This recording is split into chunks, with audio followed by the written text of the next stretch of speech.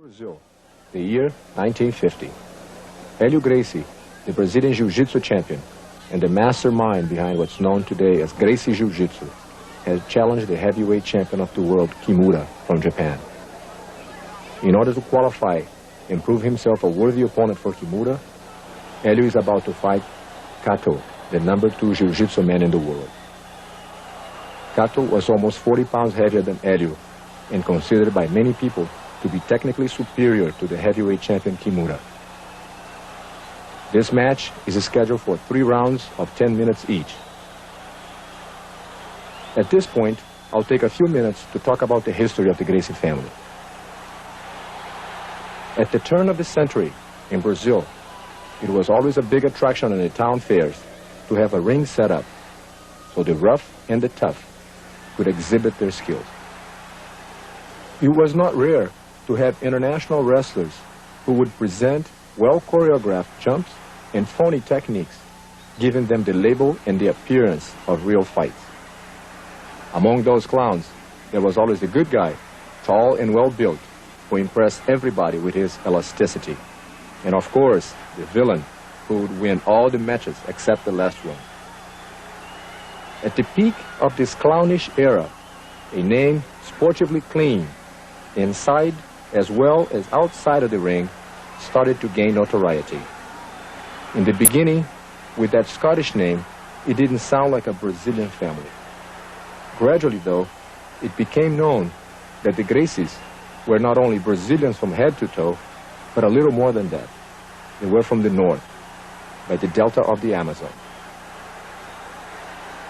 When the 5 Gracie brothers moved south, they had in their luggage a popular name and an art of self-defense that had its basic techniques learned from the skillful Japanese by Carlos, the oldest of the brothers. They brought to Rio the jiu-jitsu, which was more than just a bread-earning occupation. It became their reason of existence. Carrying the technique and the dignity of that sport like a flag, the Gracie family would go on to write the first and longest successful sports page in the history of that nation. Back in the 30s, Brazil did not have any outstanding sports figure. When the popularity of the Gracie family started to take the shape of a national pride, Helio Gracie became the first sports idol in that country. Since the early age of 18, and with a insignificant weight of 140 pounds, he was the Brazilian champion. For more than 20 years, to maintain his championship title, he challenged and fought opponents of all styles and sizes, under the most adverse conditions, such as unlimited number of rounds, sometimes even half-hour each round, with or without a kimono. It made no difference. One of his free-for-all fights lasted for as long as 3 hours and 45 minutes, non-stop. It was the fight of the century. Think about it. Just to be sitting in a chair for 3 hours and 45 minutes is agonizing. Imagine a fight where your opponent, who happens to be about 50 pounds heavier, is trying to hurt you as much as he can with everything he's got. It was the longest uninterrupted fight in the history of mankind. The weight difference was never a reason for us not to enter a ring and prove our point. We have countless times matched up against much heavier opponents. Helio, my father, even fought opponents double his weight. My uncle Oswald, also with only 140 pounds, fought John Baldi at 360 pounds. That's a 220 pounds difference. My uncle choked him out in 2 minutes. There were people still arriving at the stadium and the fight was already over.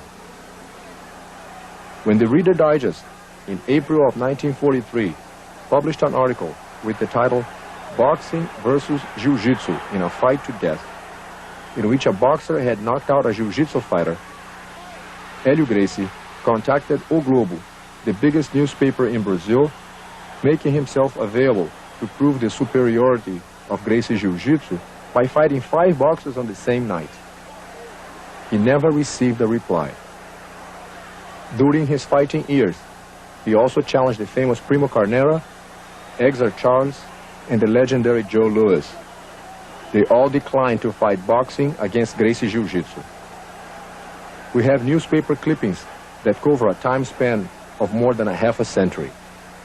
It's an astounding testimony of this fighting crusade. Now let's observe the rest of the fight. Helio, on the bottom, is placing Kato in a classic defensive position.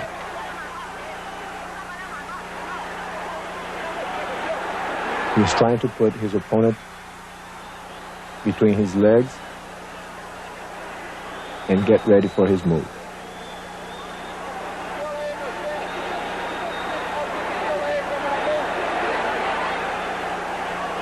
He will place one hand on the collar, and with the second hand, he will apply his favorite move, the choke. The effectiveness of the move puts Kato to sleep immediately, but Helio is afraid he might be faking. So he mentions to the referee, and the referee replies saying that he did not tap. Helio realized that he could not be faking for that long and pushes him away. There we have the referee trying to revive Kato.